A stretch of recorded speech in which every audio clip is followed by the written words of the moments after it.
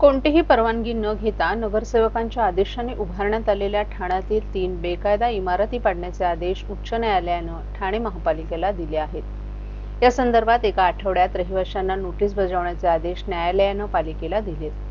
बेकायदा बांधकामांवर कारवाई करण्यास विलंब केल्याबद्दल न्यायमूर्ती गिरीश कुलकर्णी आणि न्यायमूर्ती आरती साठे यांच्या खंडपीठानं पालिकेच्या कारभाराबाबत प्रश्नचिन्ह उपस्थित केले।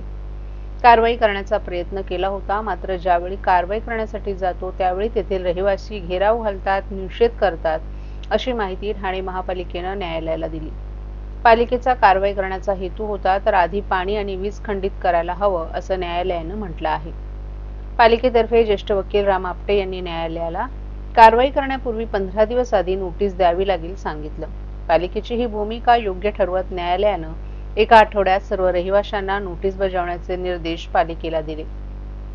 15 दिवसात वीज आणि पाणी पुरवठा खंडित करण्यात येईल आणि त्यापुढील 15 दिवसात इमारतींचं पाडकाम करण्यात येईल, असे या नोटीसमध्ये नमूद करा, असंही उच्च न्यायालयानं सांगितलं। माजिवडा येथे असलेली साई दर्शन कॉम्प्लेक्स या इमारतीच्या तिन्ही विंग बेकायदा असल्याचा दावा याचिकाकर्ते नीरज कबाड यांना केलाय। ए विंगचे तळमजला अधिक 7 मजले आहेत, तर बी विंग आणि सी विंगचे तळमजले अधिक 5 मजले आहेत। अशा प्रकारे ही पहिलीच याचिका नाही, याआधीही शिळफाटा येथील 17 अनधिकृत इमारती पालिकेच्या परवानगीशिवाय उभारल्यात, अशी टिप्पणी न्यायालयानं केली। पोलीस संरक्षण देऊनही बेकायदेशीर बांधकामांवर कारवाई केली नाही, याचाच अर्थ बांधकाम पाडण्याचा प्रयत्न करण्यात आला नाही, असं निरीक्षण न्यायालयानं नोंदवलं। सरकारी जमिनींचं संरक्षण हे जिल्हाधिकाऱ्यांचं कर्तव्य आहे आणि बेकायदेशीर बांधकामांवर कारवाई करणं हे महापालिका आयुक्तांचं कर्तव्य आहे, अशा शब्दात उच्च न्यायालयानं जिल्हाधिकारी आणि आयुक्तांना सुनावलं।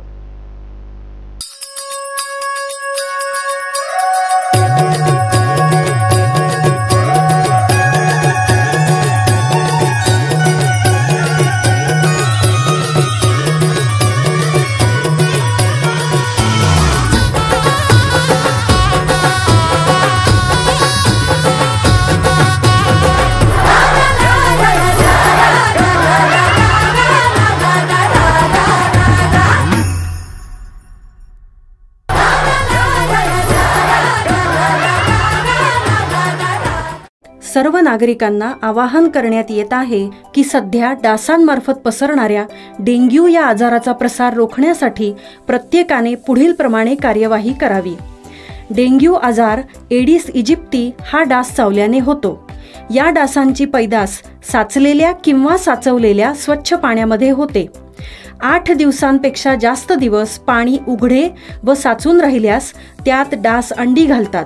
अंड्यांच्या अळ्या तयार होऊन पुढे डास तयार होतात।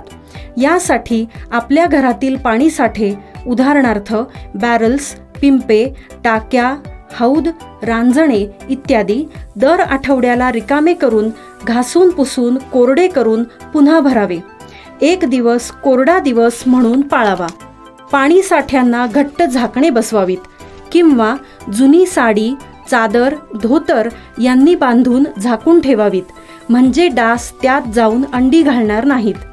घराच्या गच्चीवर, आजूबाजूला, अंगणात कोठेही पाणी साचू देऊ नये।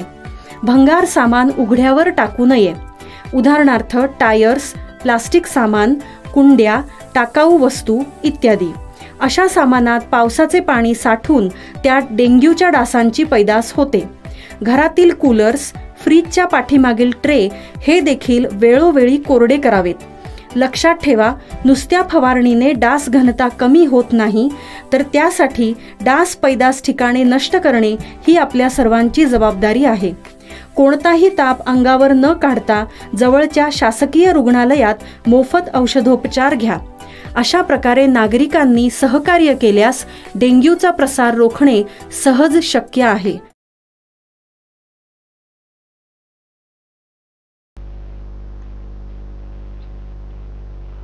ठाणे पोस्ट ऑफिस आणि ठाणे महानगरपालिका यांच्या संयुक्त विद्यमानं ठाण्यात प्लास्टिक बंदी आणि स्वच्छता अभियान रॅलीचं आयोजन करण्यात आलं। या रॅलीत नागरिकांना प्लास्टिकचा वापर टाळण्याचा आणि पर्यावरण स्वच्छ ठेवण्याचा संदेश देण्यात आला।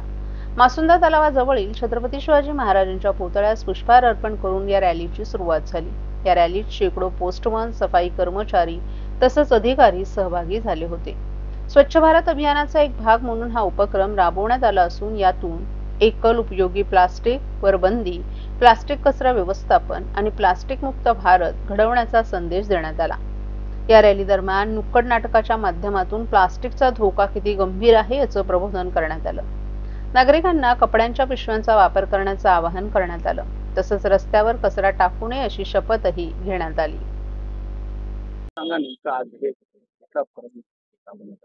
नमस्कार, मी doctor Abhijit Diliprao Ichke, director postal services Navi Mumbai region. आज भारतीय डाक विभाग ठाणे डिव्हिजन आणि ठाणे महानगरपालिका यांच्या संयुक्त विद्यमाने स्वच्छोत्सव हा जो भारतीय सरकारचा स्वच्छता पंधरवड्याच्या निमित्ताने जो कार्यक्रम चाललेला आहे त्याचाच एक भाग म्हणून नवरात्रोत्सवाच्या मुहूर्तावरती एक नो प्लास्टिक कॅम्पेन हे ठाणे डाक विभागाने आयोजित केलेलं आहे। आणि त्याचाच एक भाग म्हणून आजच्या या कार्यक्रमामध्ये त्याच्यामध्ये स्ट्रीट प्ले असेल, रॅली असेल किंवा अगदी मार्केटमध्ये जे वेंडर्स आहेत त्यांच्याशी इंटरॅक्शन करून त्यांना प्लास्टिकच्या वापरापासून कसं रोखायचं या संदर्भाचं मार्गदर्शन, अशा वेगवेगळ्या ॲक्टिव्हिटीज आपण प्लॅन केलेल्या आहेत। आणि या सगळ्याचा हेतू शेवटी हा आहे की सामान्य लोकांमध्ये याच्यामध्ये जनजागृती होण्याची गरज आहे। महापालिका आणि इतर प्रशासन हे त्यांचं रेग्युलेशनच्या पॉईंट ऑफ व्ह्यूने त्यांचं 100% काम करत आहे, परंतु लोकांनीही याच्यामध्ये कुठेतरी ॲक्टिव्हली पार्टिसिपेट करून कमीत कमी प्लास्टिकचा वापर करण्याची गरज आहे। यासाठी हा डाक विभागाचा एक छोटासा प्रयत्न आहे।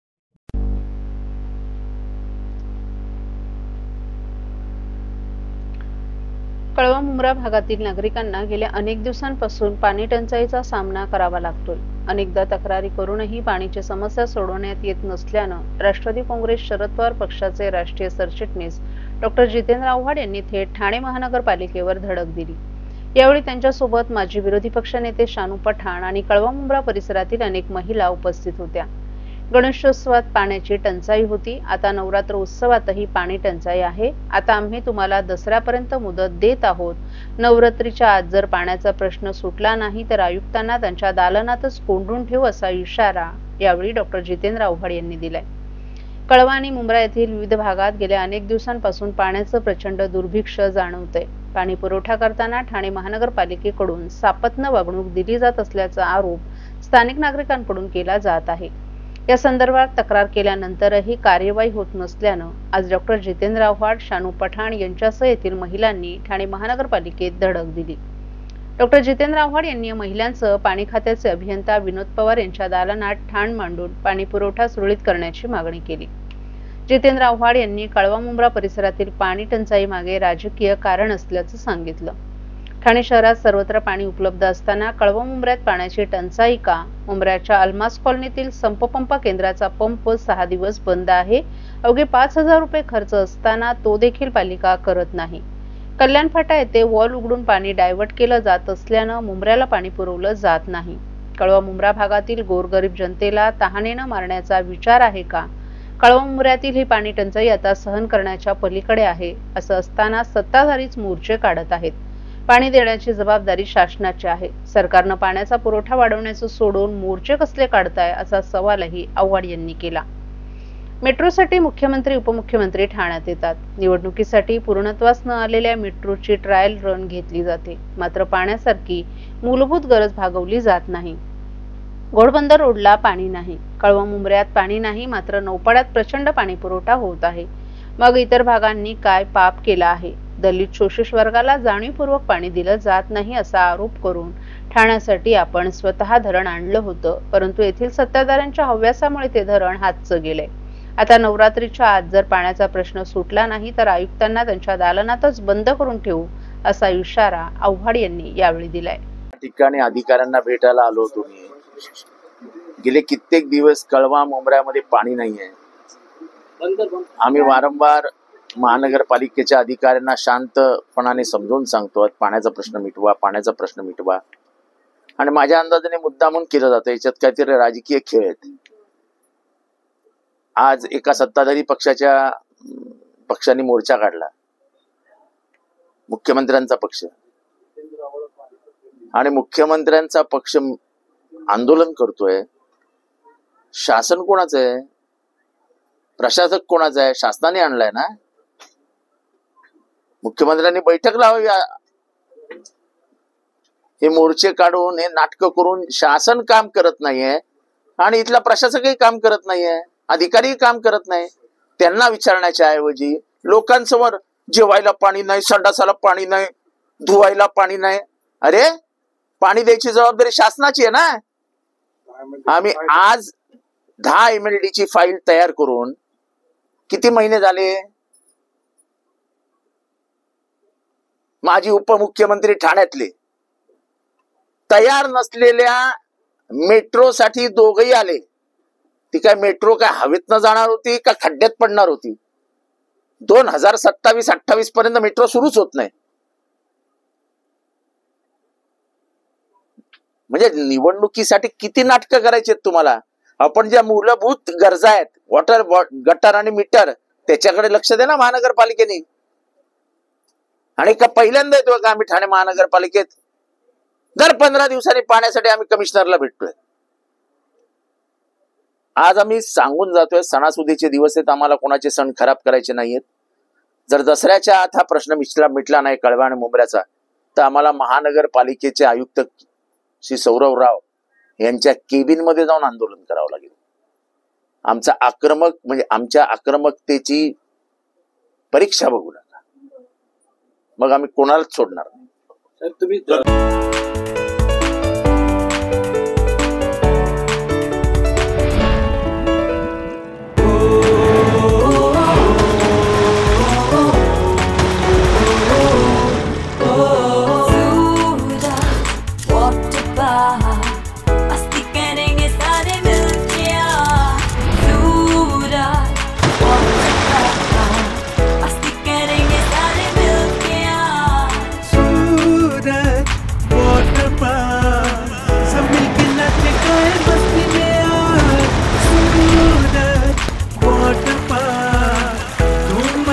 सब मिलके आज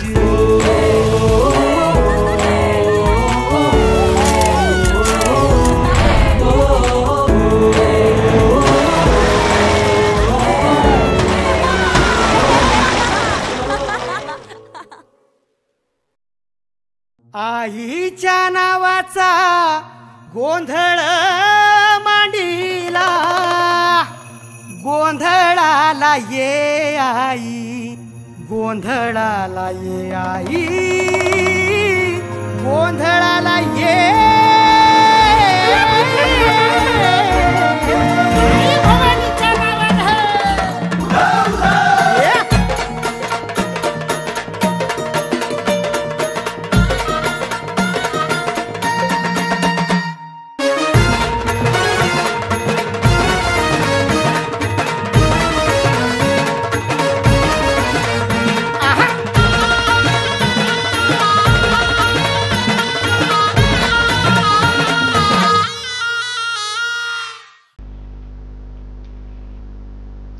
कळवा परिसरात गेल्या 3 महिन्यांपासून महापालिकेकडून पाणी पुरवठा अनियमित होत असल्यानं कळव्यातील नागरिकांनी अनेक वेळेला कळवा प्रभाग समिती पाणी पुरवठा विभागाशी पत्रव्यवहार करूनही प्रशासन उदासीन असल्यानं आज ठाण्यातील आमदार संजय केळकर यांच्या नेतृत्वाखाली कळवा विभागातील भाजप कार्यकर्त्यांनी पाणी पुरवठा विभाग प्रशासनाच्या विरोधात आक्रोश मोर्चा काढला.